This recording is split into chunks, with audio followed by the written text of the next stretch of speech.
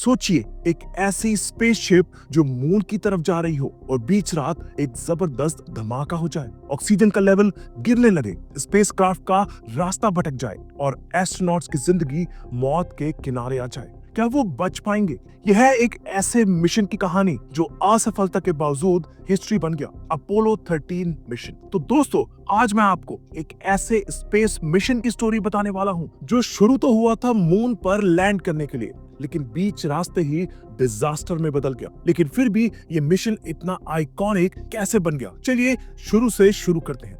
11 अप्रैल 1970 Kennedy space centre, America, NASA का Apollo 13 rocket launch होता है और इस रॉकेट में 3 एस्ट्रोनॉट्स बैठे थे। Jim Lovell commander, Fred Haise lunar module pilot और Jack Swigert command module pilot. इनका मिशन था मून के फ्रा मोरो क्रेटर पर लैंड करना और वहां से साइंस के लिए वैल्यूएबल डेटा कलेक्ट करना। लेकिन इन्हें बिल्कुल आइडिया नहीं था कि कुछ ही घंटों में उनका ये सपना एक सर्वाइवल मिशन बन जाएगा। और दोस्तों, एक ऐसा पॉइंट आया जब एस्ट्रोनॉट्स को लगने लगा कि शायद उनका वापस जिंदा लौटना नामुमकिन है। अपोलो 13 नासा का तीसरा मिशन था जिसमें ह्यूमंस मून पर लैंड करने वाले थे। पहले के 2 मिशंस अपोलो 11 और अपोलो 12 सुपर सक्सेसफुल थे। नील आर्मस्ट्रांग के मून पर कदम रखते ही दुनिया देख चुकी थी कि नासा स्पेस एक्सप्लोरेशन में नंबर 1 बन गया था, लेकिन लोग जल्दी बोर होने लगे थे। अपोलो 13 के लॉन्च के वक्त नासा को लग रहा था कि लोगों का इंटरेस्ट मून मिशंस में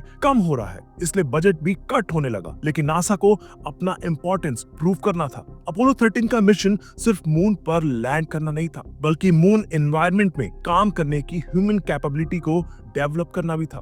11 अप्रैल 1970 को रॉकेट सक्सेसफुली लॉन्च हो गया। सब कुछ स्मूथली चल रहा था और पहले 2 दिन तो मिशन परफेक्ट लग रहा था। एस्ट्रोनॉट्स मजे कर रहे थे, इतना कि जैक स्विगेट ने नासा से मजाक में पूछ लिया, मैं अपना इनकम टैक्स फाइल करना भूल गया हूँ, क्या एक्सटेंशन मिल सकती है? नासा ने जवाब दिया, बिल्कुल, तुम्हें 60 दिन का एक्सटेंशन मिलता है। सब कुछ एकदम परफेक्ट लग रहा था, लेकिन दोस्तों, जिंदगी कभी परफेक्ट नहीं होती और ये परफेक्ट जर्नी कुछ ही देर में एक नाइटमेयर बनने वाली थी। 13 अप्रैल 1970 मिशन का 56वां आवर चल रहा था। नासा ने एस्ट्रोनॉट्स को कहा कि ऑक्सीजन टैंक्स का रूटीन चेक करें। ये एक नॉर्मल प्रोसेस था, लेकिन जैसे ही जैक स्विगेट ने ऑक्सीजन टैंक चेक किया, स्पेसक्राफ्ट में एक जबरदस्त धमाका हुआ और फिर सुनाई दिया, Houston, we have a problem.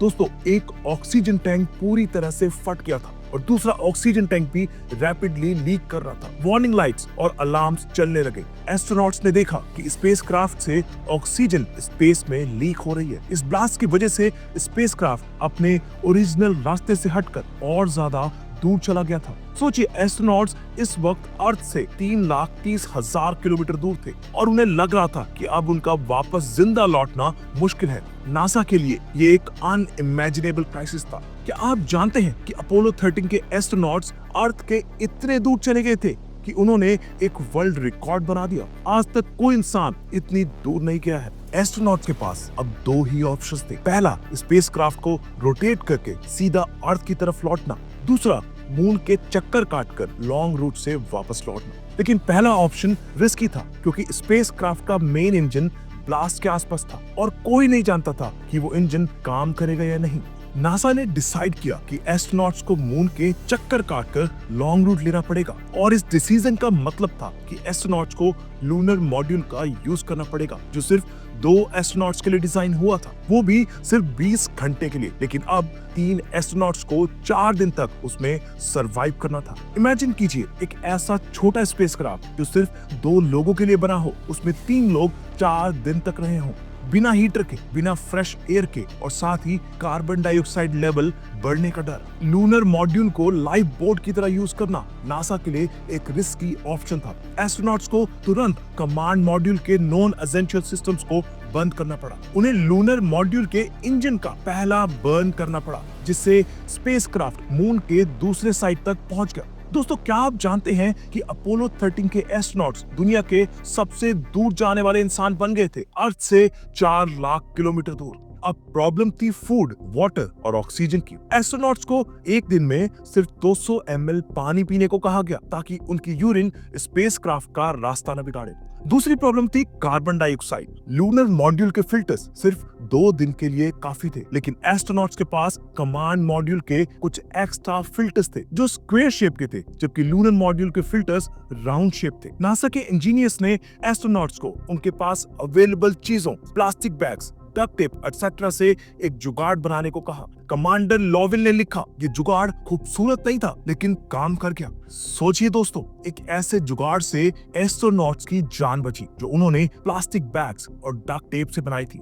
4 दिन तक बिना हीटर के एक्सट्रीम कोल्ड में एस्ट्रोनॉट सरवाइव करते रहे। जब स्पेसक्राफ्ट अर्थ के पास आया, उन्हें एक और इंजन बर्न करना पड़ा। लूनर मॉड्यूल के इंजन ने एक बार फिर काम किया, जो टेक्निकली इम्पॉसिबल लगता था। फाइनली एस्ट्रोनॉट्स कमांड मॉड्यूल में वापस आए और स्पेसक्राफ्ट ने अर्थ के एटमॉस्फेयर में एंट्री की। कम्युनिकेशन ब्लैकआउट हुआ, जो यूजुअल होता है, लेकिन ये ब्लैकआउट 3 मिनट से ज्यादा लंबा चला। सबकी हार्ट बीट रुक गई थी। 4 मिनट 27 सेकंड के बाद कम्युनिकेशन वापस हुआ और एस्ट्रोनॉट्स के जिंदा होने की खबर मिली। सब लोगों ने एक साथ चैनल पर ये न्यूज देखी और दुनिया भर के लोगों ने सुकून की सांस ली। Command module safely Pacific Ocean में लैंड कर गया और एस्ट्रोनॉट्स जिंदा वापस आए। इस मिशन के बाद एक बात क्लियर हो गई, नासा की टीम वर्क और प्रॉब्लम सॉल्विंग की स्किल्स दुनिया के सबसे बेस्ट है। अपोलो 13 मिशन चाहे मून पर लैंड नहीं कर सका, लेकिन ये हिस्ट्री के सबसे आइकॉनिक रेस्क्यू मिशंस में से एक बन गया।